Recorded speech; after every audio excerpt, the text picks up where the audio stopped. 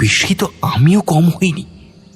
বললাম, আপনার ইঙ্গিতটা বেশ ভালো মতো বুঝতে পারলাম না মশাই, আর একটু স্পষ্ট করে বলবেন কি? কিন্তু ভদ্রলোক বোধ করি আমাকে আর বেশি বিব্রত করে তোলা উচিত মনে করলেন না।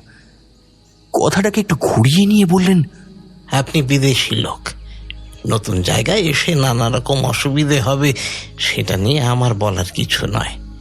সেরকম কিছু ঘটলে আমাদের খবর দিতে চিন্তা করবেন না যেন।